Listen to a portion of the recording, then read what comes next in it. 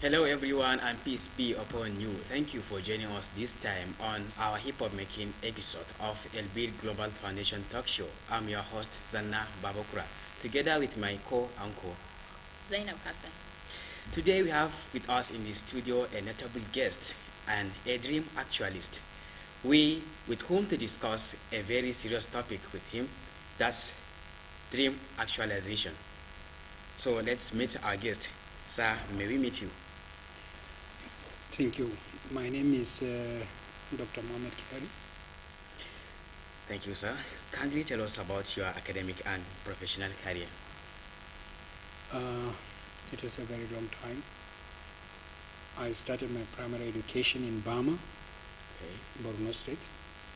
I was very small and a kid, and my father says they should not put me into school because I was underage, and he traveled to Hajj, and I followed my peers who are in the same area, and I went to the school and joined myself. And when we finished class 1 and going to class 2, they said I'm too small, I should remain. I said no, it's not possible. And what was your reaction? My reaction was I started crying and rolling on the ground, and they said, oh, please allow him to go, and then I joined. And then that was how I finished my primary school. Then I went to secondary school, and in the secondary school I finished it up. I did a technical college, Gadam. By then the technical was new, and when we finished our 6334, they said I should go to technical college. I was so happy and proud of it, and I went and I finished the technical college. And then I realized that at that time we sit for the technical, the WIC technical, the federal crafts and all this, and I started looking for admission in the university, and they said no, we don't like this type of your credentials. I quickly realized, I said I need to sit for SSA, and I just wrote that and then did my IGMB. The IGMB at that time was just 1 year, but it was a crash program. We finished in 7 months, and I got admission into the university to study physics. And I told them, no, I'm not going to study physics. And for what reason then? Because I told them, I looked at those who read physics within our areas. They are all teachers. They are poor. And I said, no, that should not be my course. And I need a better course. Because I have a role model at that time who studied architect. He always drive a Honda Prelude black in color. And when he comes posh and he gives us new note, this 50 naira note, I know you may have not seen it, but so he gives us a new, and it caught my fancy, and I told my dad, no, I have to be like this guy. So I cannot. So I rejected. And I was praying. I bring in the spirituality. I was praying day and night. I told my parents to pray for me. I applied again, and they gave me physics. I said, this time around, it's very dangerous. I said, okay, since I had prayed and it was given to me, maybe it's my destiny. So you said that as a final decision? As a final decision, and studied. So I did my master's, and then I did my PhD. And I'm okay, I'm happy I have achieved my dream. Wow, that's a quite challenging journey, and by God's grace, everything will be possible. It's very challenging, simply because my dad is not rich enough to sponsor me. But I got scholarships to study. And I got the Borno State Government Scholarship. I did my master's and the PhD. So what actually enhanced your career in this field? What enhanced my career is the skill and the knowledge that I acquired. And what enhanced is my goal and the dream. You see, in life, you need to have a dream. As a young lad like you, there should be someone in the community that you are looking up to. That's your role model. Your role model, and says, okay, as from today, I want to be this person. As from today, I want to be governor. I want to be a director. I want to be a permanent secretary. I want to be a rich businessman. I want to have a company. You see, these are all dreams You pursue. that you need to pursue. One need to pursue. Mm. In my own case, when I was doing my undergraduate, because I don't like the course, and it has become my destiny, then I told myself two things. I need to be good in it. Two, and I realized that there is one guy, his name is Ibrahim Abba. Okay. He is in Kimpad Petroleum University in Saudi Arabia. We went to the same secondary school. He is my senior. And because he went abroad, and I like him, I told him, I want to go to abroad and study. He said, since you are in University of Maiduguri, you need to have 2-1 or first class first. Then you can look for scholarship. Then you can get admission. Then you can go overseas. The moment he told me first class or 2-1, I said, okay, now I need to make my GP in that grade. And then I started looking for those who have first class. And then I asked them, how did you get the first class? They told me, oh, you must read extra hard. You must be far ahead of your colleague. In reading, you must have access to books. Now the internet and the computers are very easy. You should have all what it takes to get the first class. And one of them I met, he told me, you have no time other than book. And I said, okay, since that is my goal, is to go abroad and study, I will commit myself to book. Yes. Or books. I remember, because when I got my first scholarship, I entered into the university bookshop. I bought Electrodynamics by J. Walton, Electrodynamics by Griffith. These are 300 level books, textbooks in physics. They are very expensive, they are very good. And when I came out, I only have 100 naira in my pocket. I bought all the books. Wow. And you know what I did? In the university during our time, they give us 21 cards to borrow book from the library. We have 21 borrowing cards. I know the 21 is not enough for me. To exhaust. So what I did was, I look at some of the guys who don't borrow books. And I said, okay, please can you borrow me a few? They are unused cards. Yes, they are unused cards. I use it and I borrow it. I make sure for each and every of my course, I have about 4 or 5 books. So when we get the lecture, on that very day, I sit down and read it. Because I was too young, some of the things I don't understand, like the derivations and others, I cram some of them. And I understand. Okay. Yes, the ones that I cram, it doesn't mean that I know, but I know they are very relevant. And there will definitely be there will be a time. And the next thing I did was, I need to study each and every of my lecturer. If someone is teaching you, you need to know his psychology. Study his psychology. Study his psychology, get his past question papers, and know the direction that he moves. Just like football. You should know the direction that the ball moves and be there to tackle it. So you know the direction that the lecturer is moving. But even at that time, let me tell you, the baby lecturers are very dangerous. Wow. They drive pleasure in failing students. And they are not good type of lecturers. And we still have them. The essence of a lecturer is to assist someone to pass, but not to fail. True. So and you need to be very loyal to your teachers. You need to be loyal. Yes. If you are very obedient, to the teachers, they will be willing to assist you. I remember Professor Elijah Dika Michelia. Okay. He got his PhD when I was not born. And he's the one teaching me. He has a lot of books. And if you don't understand, he fails you also. Like Professor Mohammed Hassan, the former head of the Department of Physics. And you understand?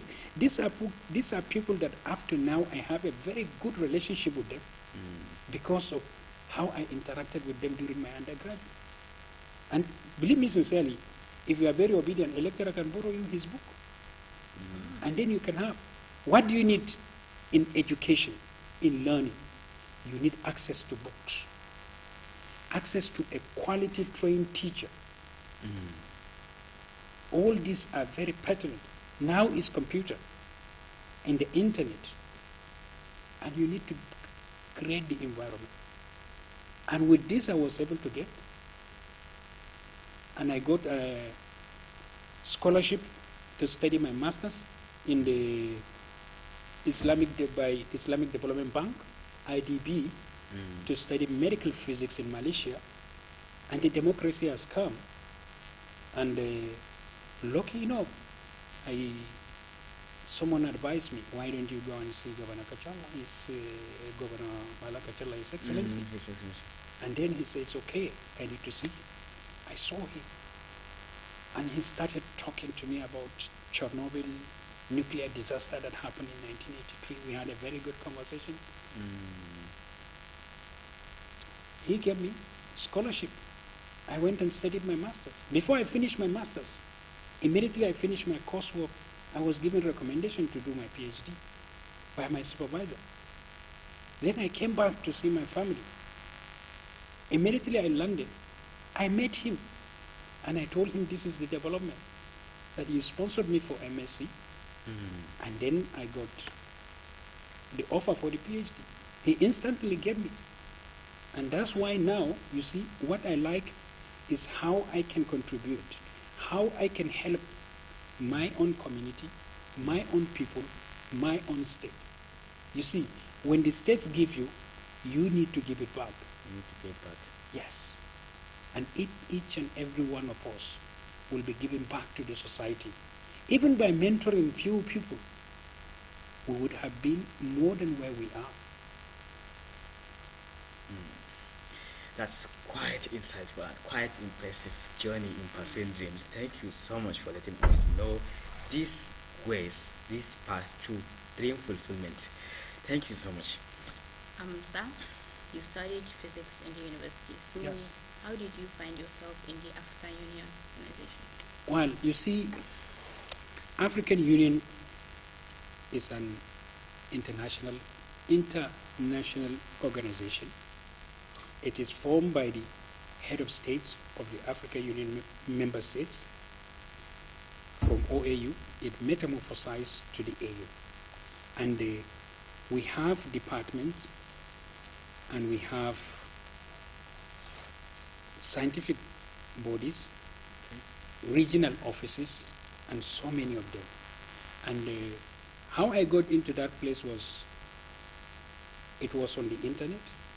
When you finish your school, you are scouting for a job, and you just Google, and it comes up, recruitment. And I saw the advert when I was in the UK, and I applied. And when I applied, they now shortlist you for interview. And when you attend the interview, your performance in the interview, then if you are successful, they give you the job. But make sure, most of these international organizations, UN, African Union, EU, all of them, what they look for is how you build yourself. When you are in the school studying your degree, that is not enough to give you the job, because everyone is reading the degree. Everyone could have gotten the job. What else should you do? There is what they call continuing professional development courses, short courses in the management, team building, skills, this and that. And what else did they do? They are looking for experience. As a fresh graduate, if they tell you you don't have the experience, and they are looking for experienced people, how will you be recruited? You will not be recruited. Volunteer work. This is what our people don't do. You understand? You go and volunteer in a place and tell them, okay, I am a graduate, I just finished, I have applied for a job, or I am looking for a job, and there is no vacancy. I volunteer to serve my community, I volunteer to serve my government, I volunteer to serve my state. Oh, they can simply write a letter accepting your volunteer work, and you start. Then when you come, you learn how job is done. Nobody is paying you, because you know you need that experience for you to be recruited. So we have all gathered during our school times. So now I have the little experience. I have the short courses, professional courses, memberships. All these things are very important to build your CV. When I was doing my master's in the UK, there is no single 3 to 4 months, a quarter of a year will pass without me personally paying my own money to do a short course in my own field. You understand? That, by me, it means that adding a one line to your CV. Your CV of a graduate should not be just one page. Most of our CVs, they just write, okay, this is my personal informations, primary school, year was secondary school, attended, and then my first degree, microbiology, University of Maiduguri, industrial attachment, 3 months in the wherever, and then finish. It's just one page. What is one page CV? You understand? You need to show the muscles that you have the experience. You can be able to drive with computer. You can be able to do this. Now job is multitasking. I have been doing so many things that in my place of work that I've not been taught, but I was able to acquire the knowledge. You understand? If you don't prepare yourself for opportunity, when the opportunity comes, you will not have it. You won't have access. You won't have access. So that is the essence that we need to do. And you always need to help one another. If you're working with a team, you are a reflection of people that you surround yourself. Always have friendship with those who are of high caliber, high knowledge, richer than you. Let them be the mirror. Let them be the mirror. When you associate with these people, definitely in 12 months, if you are not up to them, you will be closer to them. If you are not them, you should be thinking like them. So by the time you just go on to Majalisa, you go out in the morning, sit down under the tree. When it is lunchtime, you get back because you know your father is bringing the food. You eat the food and go out and sit them. If you ask them, they tell you, I am not employed. Why don't you employ yourself? Opportunity doesn't come. Opportunity. When there is no opportunity, you create the opportunity. Go and just gather even $10 or anything that you can think of. You know this granite, we call it mandawa. If you can get that one, look for a very good packaging machine. You package it in a very nice way, colored, and take it to a supermarket. Take it to one shop. People will buy. And you can earn something. That is a job creation. You have created at least a merchandise for yourself. But when you are not doing anything to help yourself, you want your father, who has paid your school fees, who has paid everything for you, to again look for a job for you. You rely on you him rely on all him. of the time. Yes. Or you wait for His Excellency Governor Zulu to give you a job. You understand? How many of us? We are men. It cannot take everyone. So you should need to thrive and work. That is how you can actualize your dream, how you can be relevant, how you can be important. Thank you so much for letting us know this. Sam, the fact that African Union is a body that consists of different African countries, how do you cope with it as a Nigerian? Well, you see, we have 55 countries in Africa. The latest to join is the South Sudan. We have 55 member states. And the African Union is a multicultural, multi-religious, multi-race organization. All these things are stated. Can you be able to work in a multicultural, multi-religious, and multi-race organization? Your ability to adapt very easily to a changing situations determines how you can work. I find it very easy. After all, there is nobody in the whole world that doesn't know Nigeria. We are very known for our resilient nature, for the intellect, for everything that you can think of. It is only here at home that you say, when you go out, Nigerians are doing remarkably well. They are playing a better role outside. Yes. So what are the prospects for someone who wishes to work in the African Union, AU? Oh, the prospects are unimaginable. You can't even quantify it because at a certain point in time, most of our staff in the African Union are the one that moves very easily to the UN, to the Commonwealth, to the other international organizations, World Banks and many of them, even the African Development Bank. So it is because of the ethics, the work environment, and how they work and the professionalisms that you will acquire while working with them prepares a lot of opportunities for you even when you are there. And moreover, it is very exciting organization to work with.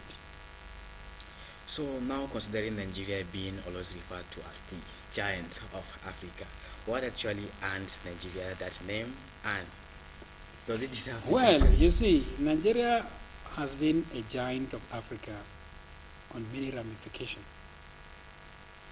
Let me tell you on the current situations of Nigeria that is going on. What is going on presently, the crisis that we are in, if it were another country by now, it would have exploded. But we are able to contain and move forward. There is a book written by the former British High Commissioner to Nigeria, Dancing on the Brim. He says Nigeria is always dancing on the brim, but is too big to fail. We contain our problem, we move with it. Nigeria have restored peace in the Liberia through the ECO. Nigeria have restored peace in Sierra Leone. These are not easily done by other countries. Nigeria leads in so many things. It does lead. It does lead, and that's the reason why people are saying that Nigeria is the giant of Africa. If you look at it, even our population, no any other country in Africa that can compare, it is indeed the giant with all our mineral resources and everything. But that doesn't mean that we don't have challenges. Our challenges are also giant. Thank you. Due to time constraints, I think let's just conclude it this way. I know you are already a role model. So what advice do you have for youths with regards to dream actualization? With regards to dream actualization, to my brothers and sisters, particularly in my state and the nation, they should always have a dream. When they have a dream, they should set out a goal. When they set out a goal, they should now split it into tasks. I told you when I was in the university, I want to go to abroad to study. At that time, my dream was to go and study. Your dreams Then, what did I do? My task was to get first class or 2-1. Because if I don't get this small task done, will not lead me to the bigger one. So now, when you set out your goal, you now split it into tasks. Pursue them one after the other. You cannot jump from A and just go to Z. So you just have to climb. Success is a staircase. You must match each and every step. But you can jump one step simply because you have a very good coach, mentor, or someone guides you. That doesn't mean that you can jump from 0 to 10. And that is my advice. Set a goal for yourself. Split it to tasks and make sure you achieve walk through it. Thank you so much for having you in the studio today, and that's quite insightful and impressive, and we appreciate your time and effort. Due to time constraint, we will be wrapping up the show today. Thank you very much. Thank you for being in the studio. Thank you, Zana. Thank you very much. Okay. And well, many viewers, as you can see, we will have to apologize as time is eyeing us. We will have to cut this program short. So we are saying thank you for watching and be with us next time. This program is brought to you by El Bear Global Foundation in collaboration with Borno Radio Television Corporation. I am Zainab Muhammad Hassan with my co-anchor Zanna Babukura and our well-meaning guest today, Mohammed Kiari. Thank you for watching.